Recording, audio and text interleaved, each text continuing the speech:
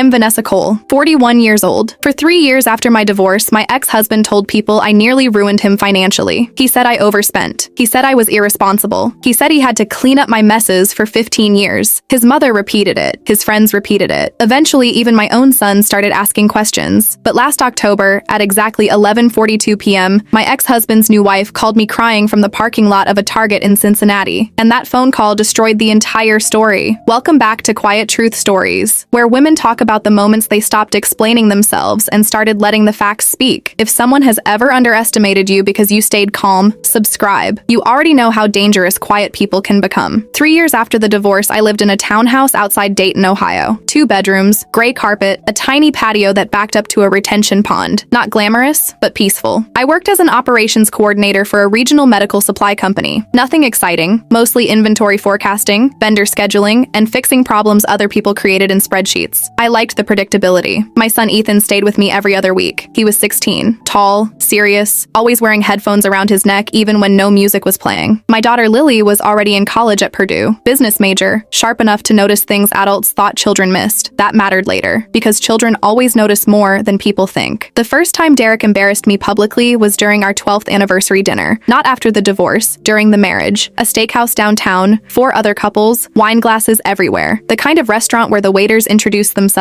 like they are auditioning for theater. Someone asked how we managed money so well. Derek laughed. Actually laughed. Well, Vanessa spends it and I earn it. Everyone chuckled. I smiled because women are trained to survive moments like that quietly. What nobody at that table knew was that Derek had overdrafted our checking account 3 times before we got married. I was the reason our finances worked. I built every budget. I automated every payment. I negotiated every refinance. I repaired every financial mistake Derek ever made. In 2018, I consolidated $26,000 of his credit card debt using a balance transfer strategy that saved us nearly $8,000 in interest. He told people he handled investments. Derek thought a Roth IRA was some kind of savings bond. But confidence is powerful, especially in men, and people believe confidence faster than competence. That was the first lesson my marriage taught me. The second lesson came later. The affair started the way most emotional affairs start, not with hotels, with attention. Her name was Amanda. She worked in marketing, blonde, 10 years younger, the kind of woman who posted motivational quotes over sunset pictures. At first, Derek mentioned her constantly, then suddenly, not at all. That shift told me everything. One Thursday night, I asked directly, "Are you involved with her?" Derek looked offended, which is usually what guilty people do before they get angry. "You always assume the worst," he said. No, I assumed patterns. 3 months later, he moved out. The divorce itself wasn't dramatic. The storytelling afterward was, Derek told everyone he escaped a financially reckless marriage. That phrase spread through his family like smoke. His mother, Gloria, especially loved repeating it. She never appreciated how hard Derek worked, Gloria told relatives. Interesting thing about people who rewrite history. They usually assume documents disappear. Mine didn't. I kept everything. Tax returns, mortgage statements, retirement contributions, bank transfers, insurance records, not because I planned revenge, because organized people keep records. That difference matters. About a year after the divorce, Ethan came home quieter than usual. We were making tacos. He stood beside the counter shredding cheese too aggressively. Finally, he asked, "Mom, were we broke because of you?" It felt like getting hit in the chest with something invisible. "Why would you ask that?" "Dad said you spent money faster than he could earn it." I looked at my son, 15 years old, repeating a narrative he didn't fully understand. I wanted to pull out every spreadsheet, every account summary, every payment history. Instead, I said, "Your father and I remember the marriage differently." That sounds like a politician answer. I almost laughed. Instead, I handed him the shredded lettuce. Sometimes adults protect children by not saying everything. He nodded, but he didn't look convinced. That night, I sat alone at my kitchen table after he went to sleep, and for the first time since the divorce, I wondered whether silence was protecting anyone except Derek. Meanwhile, Amanda became Derek's fiancée, then his wife 6 months later. Amanda loved social media. Every holiday became a photo shoot. Every dinner became family goals. One Christmas she posted, "Grateful to finally build a stable life with a real partner." Lily saw it before I did. She called immediately. "Mom, she acts like she invented adulthood. Don't start trouble." "I'm not starting it. They are." That was Lily. Direct, precise, dangerous when angry. A month later, she asked me a strange question. "Mom, why did Dad refinance the house again after the divorce?" I paused. "What do you mean?" "I saw paperwork on the counter during winter break." That got my attention, because Derek had refinanced once already during the settlement. A second refinance that quickly usually meant one thing: debt. I didn't say that out loud, but my brain started assembling numbers automatically. People think accountants stop working when they leave the office. We don't. We notice patterns everywhere. Then came the phone call. October 14th, 11:42 p.m. "Amanda." I almost didn't answer. answer. But mothers answer late-night calls, even from women they don't particularly like. She was crying so hard I could barely understand her. Vanessa. I didn't know who else to call. She was sitting in a Target parking lot. Derek had apparently exploded during an argument about money. Real money. Collections notices, maxed credit cards, a second mortgage, late tax payments. Amanda kept saying the same sentence over and over. He told me you were the problem. I closed my eyes. There it was. The truth finally circling back home. Did you know about the business loan? She asked. What business loan? Silence. Then my stomach dropped. Derek had taken out a $140,000 loan 6 months earlier for a sports bar investment with 2 friends, without telling her. Exactly the kind of financial decision I spent 15 years stopping him from making. Amanda sounded terrified. I found 3 credit cards I didn't know existed. Of course she did. Derek always solved panic with borrowing. I just used to intercept it before disaster happened. That was my actual role in the marriage, not spender. Containment system, Amanda whispered. Was it always like this? I looked around my quiet townhouse, the unpaid bills she was describing, the financial chaos, the hidden accounts. Suddenly the entire marriage made sense in reverse. Yes, I said softly. It was. The next part happened slowly, then all at once. Amanda started asking questions. Real questions, not emotional ones, financial ones, questions with numbers attached. I answered carefully. Only facts, never insults. That is the thing about documentation. It doesn't need revenge. It only needs daylight. 3 weeks later, Derek's mother called me for the first time in nearly 2 years. Her voice sounded smaller. Derek says Amanda overreacted. About the hidden debt? Silence. Interesting silence. Because Gloria clearly hadn't known either. Then she asked the question that changed everything. You handled all the finances before, didn't you? There it was. Recognition, not apology. People like Gloria rarely apologize, but recognition matters. By Thanksgiving, the story had started collapsing publicly. Amanda moved into a short-term rental. The sports bar investment failed. One partner filed bankruptcy, and suddenly Derek wasn't telling funny stories at dinner anymore. Funny how confidence disappears when spreadsheets arrive. The final moment came 2 days before Christmas. Ethan asked if he could stop by after basketball practice. He walked into my townhouse carrying a folder. Inside were copies of overdue notices, loan documents, and bank statements Amanda had apparently found. He sat at my kitchen table quietly for almost a minute. Then he looked at me and asked, "You were the reason everything worked, weren't you?" I didn't answer immediately. I made tea, sat down, folded my hands. "I kept things stable," I said. Ethan stared at the paperwork. Then he laughed once. Not because something was funny, because something finally made sense. "All these years," he said. I nodded. He looked embarrassed. "Teenagers hate realizing they judged the wrong parent. You could have told us." "Yes," I said. "But eventually people reveal themselves. That is the strange thing about truth. You usually do not need to scream it. You just need enough time for patterns to repeat. And eventually they always do. If someone has ever rewritten your role in their story, remember this. People can manipulate opinions for a while, but they cannot manipulate reality forever. Reality keeps receipts."